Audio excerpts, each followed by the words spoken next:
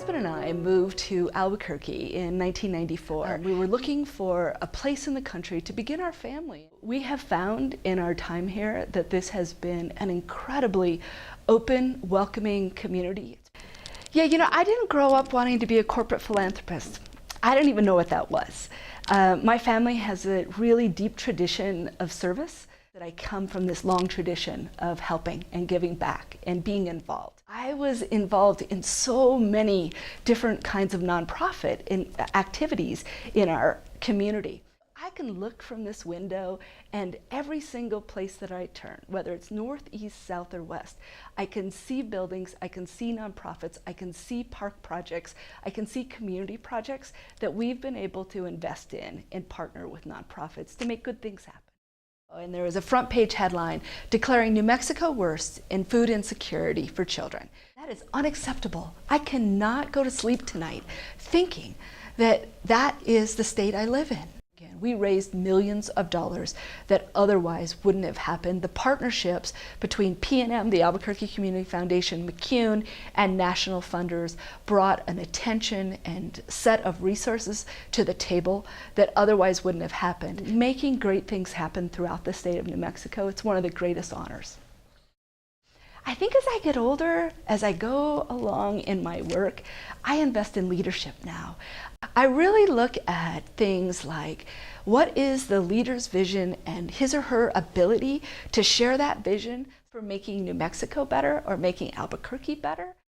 You can't wait until you have the perfect solution. If you've got a vision and it's a really big idea and you get a couple of other folks who are willing to invest and believe in it, don't think you have to have 100% of it figured out before you launch. Get going, get moving, take a step, take an action, and then adjust, get community input, rethink, redo, retool. But the one thing that I keep thinking about time and time again, and it doesn't matter whether it's seeing what happened at a nightclub in Orlando or what happened on the Riviera in France or anywhere in between, is this sense of we are all committed and connected to each other. And it really is incumbent upon every single one of us to think about our relationship to each other. And I think that my work here in New Mexico the last 20 years, what I was taught as a little kid, the way that I hope my husband and I have raised our kids, is to lead with kindness.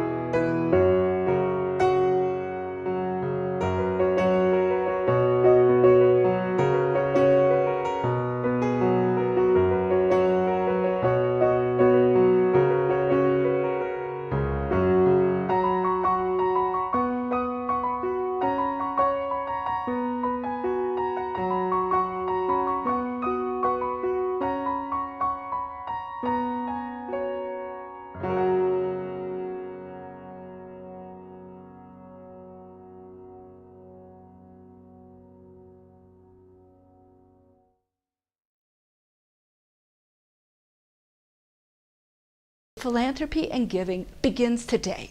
It doesn't begin when you're old. It doesn't begin when you think you have enough zeros in your bank account. It doesn't begin when you feel comfortable in every other aspect of your life.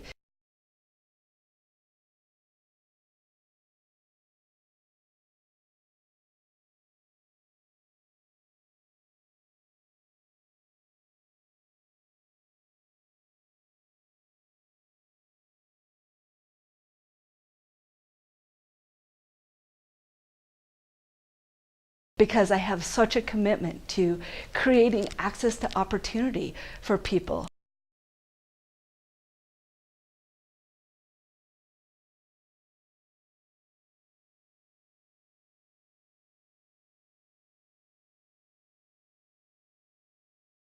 Like yours, the ability to invest.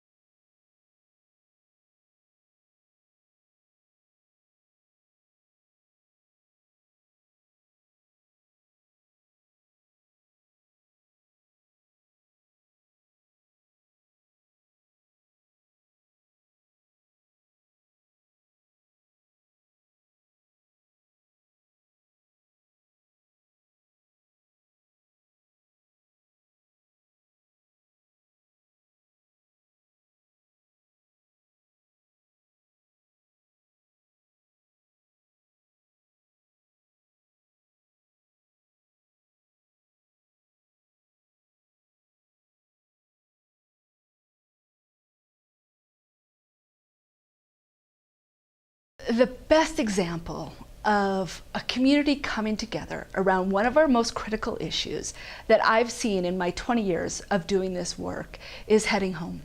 And I think for me it resonates because, as I mentioned, 20 years ago, my very first board was St. Martin's. My interest in and commitment to dealing with issues of people experiencing homelessness goes way back. And how is it that I turn around and provide an opportunity for other people to see a path forward? You know, Greg and I want nothing more than for New Mexico to be the kind of place where our kids can have vibrant, thriving careers and see it as places to raise their family.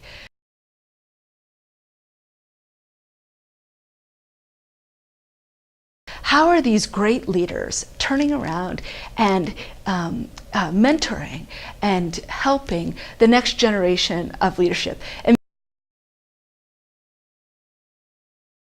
one of the things that I know now, having a 20-year-old and a 24-year-old, is that my children now mentor me.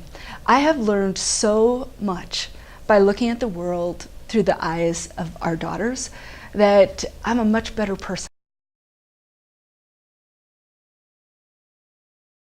What feeds my soul is being able to figure out ways to connect people to take action today. So the work that I've been able to do with the Albuquerque Community Foundation in helping engage the next generation of philanthropists, helping people understand that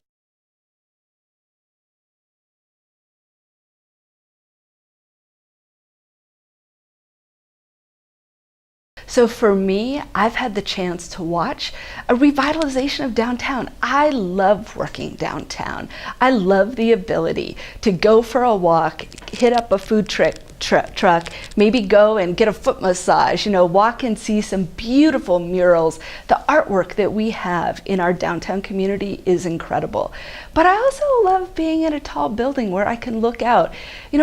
For a Minnesota girl to be able to look out at those mountains, that lifts me up every single day. To be able to see the different colors on the mountains, to be able to see the most exquisite sunsets in the world from this building, that's incredible. So I see that.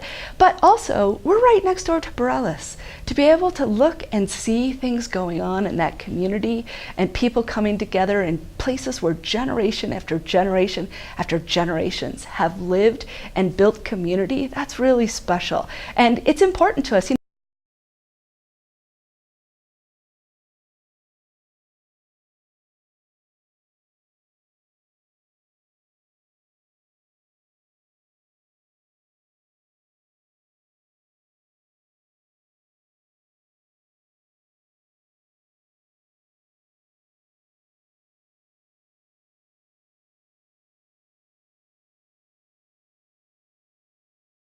One of the things I love so much about New Mexico is that it's absolutely possible to get involved in whatever is making your heart soar. That is the environment that children in our state are growing up in. And so I asked her, could you put together something? Could you figure out a way, a business plan, if you will, that others could invest in who want to get engaged in this issue? Actually, what I was trying to do was build the bridge between the corporate world, the funding world, and the policy world, and the provider world. How is it that we could bring all those people to the table? And a lot of amazing things happened through that. From Silver City to Ruidoso to Albuquerque and Farmington, there were incredible partnerships made.